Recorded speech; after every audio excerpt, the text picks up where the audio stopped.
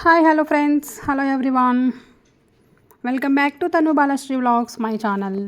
First time visit చేస్తే కనుక please subscribe and share.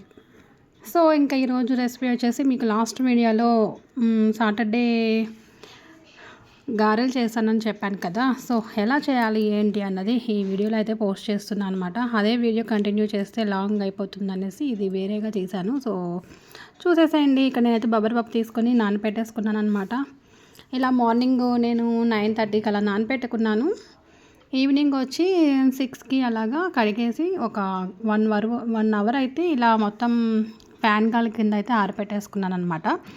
ఈ విధంగా మొత్తం పప్పు అనేది ఇక్కడ వాటర్ లేకుండా మంచిగా ఆరిపోవాలి. అంటే మళ్ళీ మనం పప్పు రుబ్బేటప్పుడు లూజ్గా ఉందనుకోండి, అప్పుడు గారె అనేది మనకి పర్ఫెక్ట్గా రాదు. అందుకనేసి కొంచెం ఫ్యాన్ గాలి కింద అయితే పెట్టేసుకున్నాను. ఈ విధంగా మిక్సీ అయితే వేసేసుకున్నాను, గ్రైండర్ చేయలేదు, మిక్సీలోనే.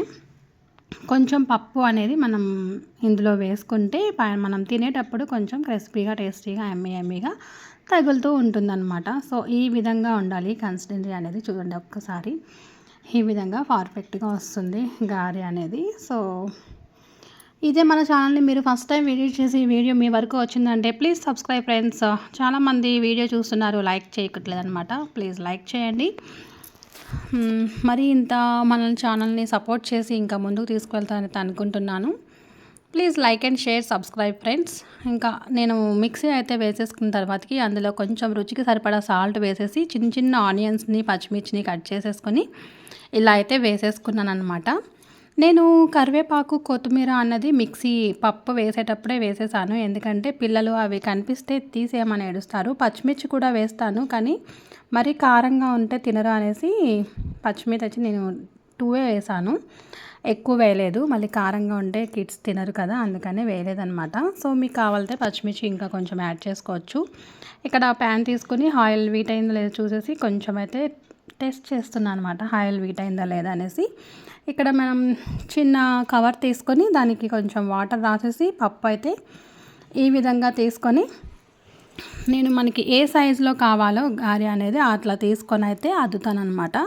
సో ఈ విధంగా మనకి పర్ఫెక్ట్గా వస్తుంది. వేసేటప్పుడు కొంచెం జాగ్రత్తగా చూసుకొని వేయాలి, లేదంటే ఆయిల్ అయితే మన మీద తూలిపోతుంది అనమాట. ఫస్ట్ టైం చేసే వాళ్ళకి కొంచెం తెలియదు కదా, ఫస్ట్ టైం చేసే వాళ్ళకి. సో నేను కూడా ఫస్ట్ టైమే చేస్తున్నా. సో ఎలా వస్తున్నాయో మీరు అయితే కంపల్సరీగా నాకు కామెంట్ సెక్షన్లో అయితే కామెంట్ చేయండి. అందుకే నేను నూనె వేసేటప్పుడు చూడండి, మీరు అబ్జర్వ్ చేస్తే కనుక నూనె తూలిపోతూ ఉంటుంది.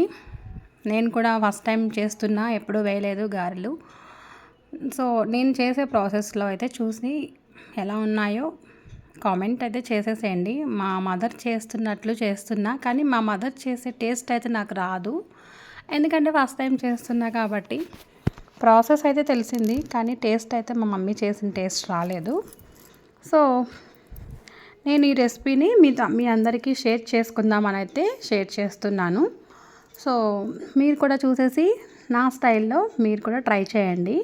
కొంచెం కారం అయితే తక్కువైంది, ఎందుకంటే నేను పచ్చిమిర్చి కొంచెమే వేశాను. ఎందుకంటే కిడ్స్ అయితే కారం ఎక్కువ తినరు కదా, అందుకే వేయలేదన్నమాట. ఏ టిఫిన్లోకైనా సరే కంపల్సరీగా చట్నీ ఉండాలి కాబట్టి చట్నీ నంచుకుని తింటారు మా వారు, పిల్లలు, పాప అయితే. అందుకనేసి కారం అయితే సరిపోయింది మాకు. లేదు ఉట్టి గారెలు తినే వాళ్ళకైతే కొంచెం కారం అయితే తక్కువ ఉంటుంది. చట్నీ యూస్ చేసుకొని తింటే చాలా టేస్టీ ఎమ్మీగా ఉన్నాయన్నమాట. అందులో ఒకటి వర్షం అయితే పడుతుంది అని వేస్తున్నానని చెప్పాను కదా, ఇంకా చాలా బాగున్నాయి.